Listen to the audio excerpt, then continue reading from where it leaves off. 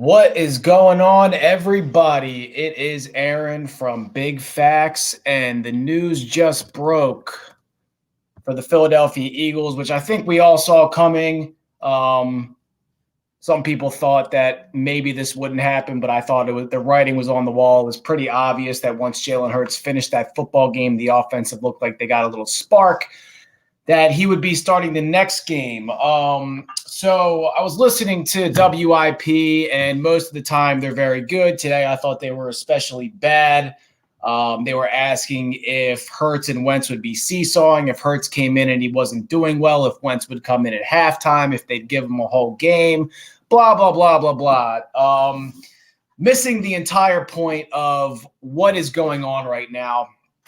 And the main thing that's going on right now is the Eagles have to figure out what the fuck they're going to do for next year. And they're not going to be able to figure that out juggling quarterbacks. You've seen and had 13 games, 12 games of proof of what Carson Wentz has become. Now, everybody's fighting and arguing about the reason that this happened.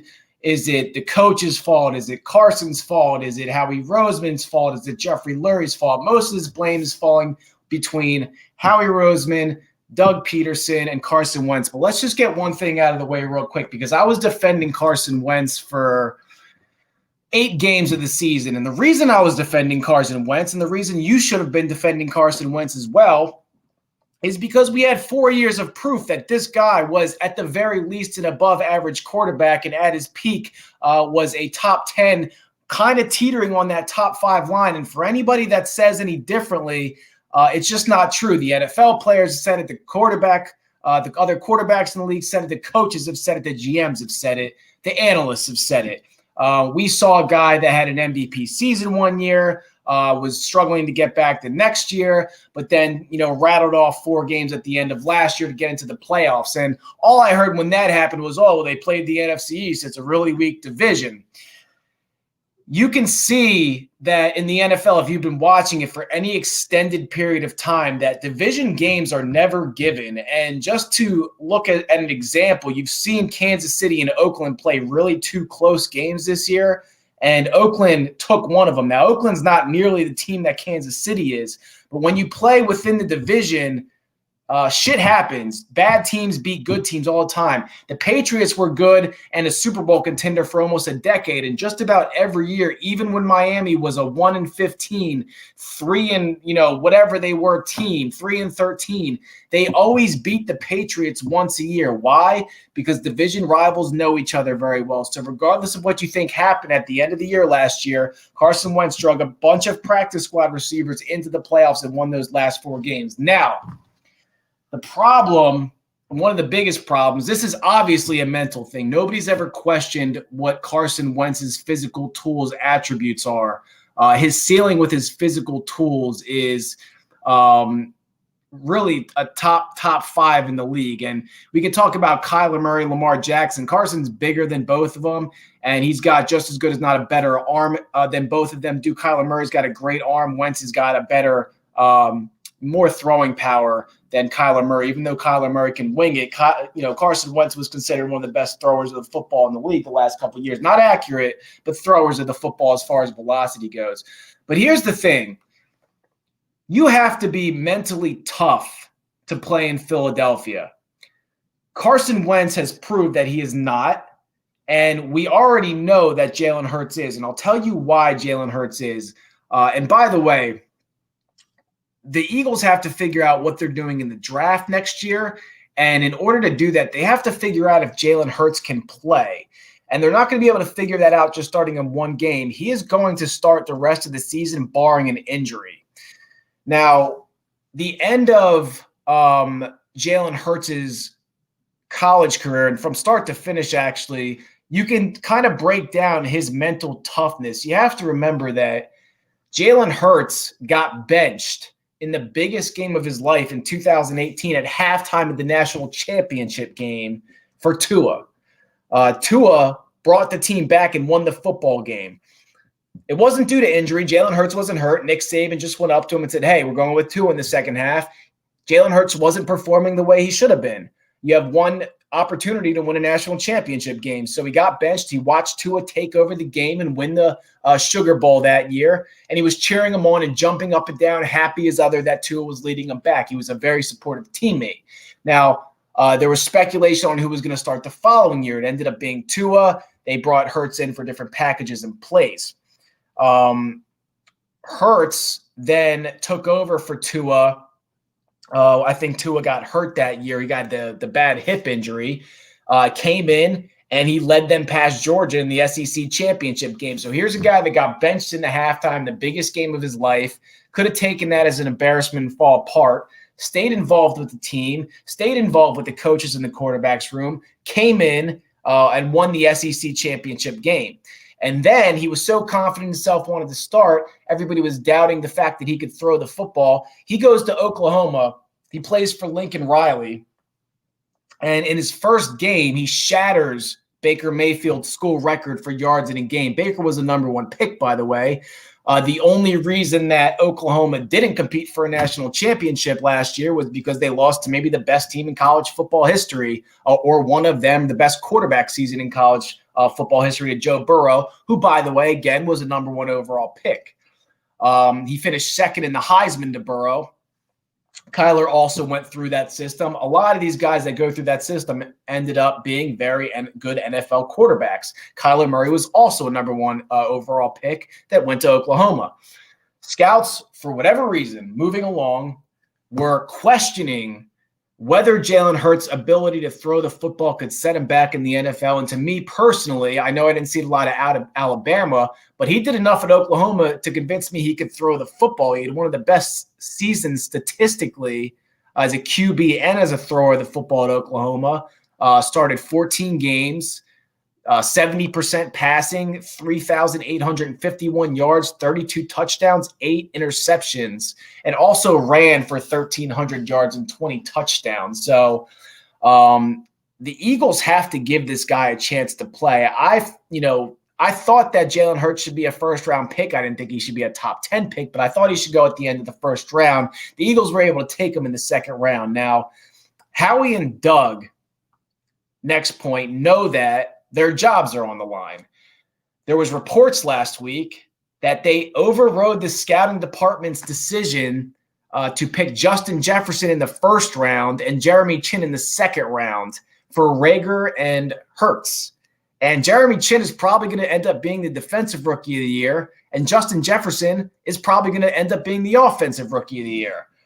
So the main reason Doug and Howie went with Carson for as long as they did this season was not because they didn't believe Hurts wasn't ready.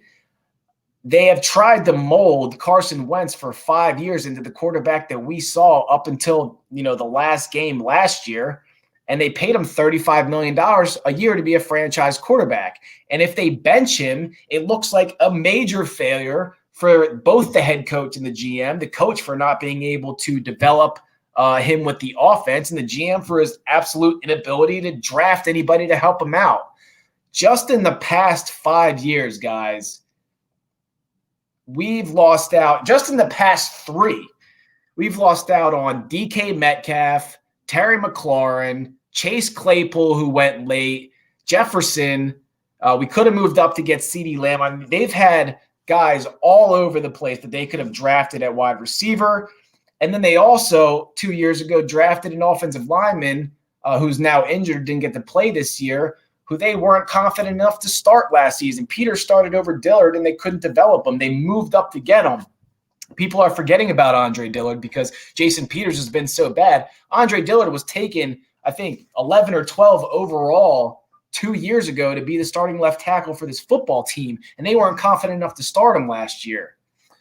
So they've had first-round busts. They've had players who haven't lived up to expectations, and they've had bad development. Nelson Aguilar went to the Raiders and started performing well. Ronald Darby went to Washington, started performing well. Sidney Jones went to Jacksonville, started performing well. They just signed Jonathan Hargrave this season as a nose tackle, and I think he got his second sack last week. They kept Jason Peters 2 years too long. Think about this. Jordan Mailata and Nate Herbig in the games that they've started have been ranked in the top 5 for their position as far as next gen stats and PFF grades. Herbig was around the 3rd or 4th ranked guard in the league, wasn't giving up any sacks through the first 4 or 5 games he was in. And Mailata against the Cleveland Browns was basically ranked, I think, 2nd at the tackle position and 5th overall as far as offensive lineman for that week. And just last week, he gets put back on the bench for Jason Peters, and then Herbig's out when Jason Peters wants to move to right guard. Jason Peters gives up 2 sacks. So they have this history, the Eagles, Howie Roseman, Doug Peterson, Lurie, whoever you want to blame. I think it's mostly Howie and Doug at this point. They want to win with the guys they've paid. So they just cut Will Parks. Davion Taylor and Kevon Wallace have barely played. You drafted them to play. They got Fulgham, and they're giving up snaps to Alshon Jeffrey. And they've got an all-pro running back, in my opinion, that they don't give carries to. He's 3rd in the league in yards per attempt, 2nd as a running back, because I think number 1's Kyler Murray, and they're giving him less carries than almost any other starting running back in the league. And you start to see this pattern, right? There's this pattern going on with the Eagles where guys helped them win initially for a couple years, and they're starting to become, get past their prime, and they pay them, and they pay them too much, and they pay them for too long. And I'm hoping at this point that they don't make the same mistake with Zach Ertz, because I think Zach Ertz has lost a step. I love Zach Ertz. He's been loyal to Philadelphia, but the loyalty within this franchise and the front office is killing this team, and it's the reason that we're about to go into a rebuild. Goddard has proven to me at this point that he is not only a better receiver than Zach Ertz has been, but he's a phenomenal blocker. And out of all of our D linemen, you remember we drafted Derek Barnett too, who broke Reggie White's sack record in college at the school that he went to. And he's underperformed as well. Now, he's not having a bad season, and I actually think he's better in run defense, getting off his block, but he hasn't been great at all. Brandon Graham has been the best D lineman. So they also, last year, you have to remember, they signed Roby Coleman, best slot corner in the league last year statistically. He's one of the worst this year. He can't cover anybody. He's getting burned up and down the field. So Hurts has to play every game down the stretch, because Doug and Howie are trying to save their jobs, and they need to see what they need to do in the draft next year, because there are a lot of guys coming into the draft this year. It's a great, great QB class. And there's also going to be a lot of quarterback movement around the NFL. Now, as far as that quarterback class goes, first and foremost, obviously, Trevor Lawrence is going number 1. We have no shot of getting him, and that's fine. But you got Justin Fields, who's going to probably be a top 5 guy, who I love and I actually think is going to be a better NFL quarterback than Trevor Lawrence is. You have Zach Wilson at a BYU, not the biggest guy, but he's 6'3", 210 pounds, and he has a hose of an arm. You have Trey Lance, who's rising up draft boards and has been for the last 2 years. He's at North Dakota State. He's basically got the physical tools of a Cam Newton and probably a little bit more accurate. He flicks his wrist, the ball goes 50 yards. And Mac Jones is coming on very strong from Alabama as well. There's also going to be a lot of QB movement. Sam Darnold will probably be moving on from the Jets because they will draft Trevor Lawrence. Phillip Rivers will not be in Indianapolis anymore. Ryan Fitzpatrick is probably not going to want to sit as a backup in Miami. If the Browns end up collapsing, they'll move on from Baker Mayfield. We're hyped about Baker this week, but he's done less with more than any other quarterback in the league. Atlanta may be just about getting done with Matt Ryan at this point. I can't imagine that they're going to keep going with, almost a 40-year-old quarterback the way they've been performing the last couple of years. Gardner Minshew, Jameis Winston, these guys are probably all going to be on the move. Now, what do you do with Carson Wentz? Whether he plays poorly or well, I think you trade him anyway. I think at this point, he's not mentally strong enough to be in Philadelphia. If you were watching the game last week, I know the offensive line has been bad, and I don't know the wide receivers have been bad, but all of a sudden, Jalen Hurts comes in, and there's wide open wide receivers in the middle of the field with 10 yards of green around them. Why is that? It's not because the receivers were finally winning their battles. It was because Jalen Hurts was going through his progressions and he was finding the open guy. Carson Wentz, for whatever reason this year, it's the first time I've seen him from him, and it drives me nuts because I don't know what happened. He looks to one side of the field. That's all he looks to. There's guys running wide open on the other side of the field, but he feels like he doesn't have enough time. So he stares down one side, tries to see if he can feel the pressure, holds onto the ball too long. Not only that, completely inaccurate. Jalen Hurts came in the other day and dropped a dime right into the hands of Jalen Reagor with a safety over top and a corner right behind him. I haven't seen a throw like that from Carson Wentz all year. So whatever it is that's going on with him, whoever's faulted it, it doesn't matter because he is not going to survive in Philadelphia. You'll see whose fault Lurie thinks it is because either Howie, Peterson, or Wentz are going to go. They're definitely not all coming back next year. And there are going to be places if you think Hurts is the guy, and even if you don't think he's the guy, there are places you can go to get rid of Carson Wentz. Everybody thinks he's immovable. He's not. Tell me for a second, Frank Reich's over in Indy. Carson Wentz had an MVP season under him. Phillip Rivers is 40 years old. He's about to leave. This is a one-year deal for him. He's not coming back because the offense is underperforming with him. You think for a second that Frank Reich wouldn't welcome Carson Wentz into Philadelphia regardless of the cap hit? The defense is great. The running game is average or above average. And what's holding them back is they have a quarterback that can't move outside the pocket. The Bears, if they get rid of Foles and free up that money, Matt Nagy would probably love to take Carson Wentz on. The Jaguars are going to need a QB. The Saints may need one. And Sean Payton, do you think Sean Payton thinks he can't coach up Carson Wentz? I know everybody thinks Taysom Hill is going to be the starter for the next 5 years, but I'm not sold on Taysom Hill yet. He had a great game last week, but he looks like an average thrower of the football. Last week, he did really well. We'll see. The Patriots might move on from Cam. Maybe Belichick wants to get a shot at Wentz. There's going to be teams that want him.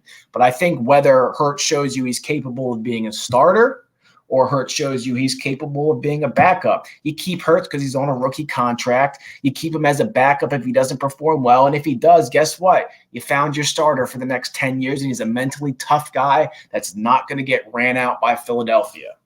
And that's the biggest thing. We go back to that point. Carson Wentz is just not mentally tough enough to play in a city like this where you are evaluated extremely hard week to week. And if you can't make the plays, they want to move on. So we'll see what happens next week. Justin and I will be on tomorrow at 11 a.m. and we'll talk a little bit more about this, or a lot more about this, because this is big news. This is a guy you just paid. It's a guy that's having an awful season. He's last in just about every category, but I'm telling you, it makes sense. They have to figure out what they're going to do with their top 10 pick next year. And by God, I hope that even if Hurts plays well, they don't start rattling off these wins here, because we need that top pick. We need to listen to the scouts, and we might need a quarterback. Stay tuned tomorrow. Big facts. Follow us, comment, let me know what you think. I had a very good record this week. Justin was, I think, around 500. We have a fun episode for him coming up, and we'll see you guys tomorrow at 11 a.m. Thanks, guys.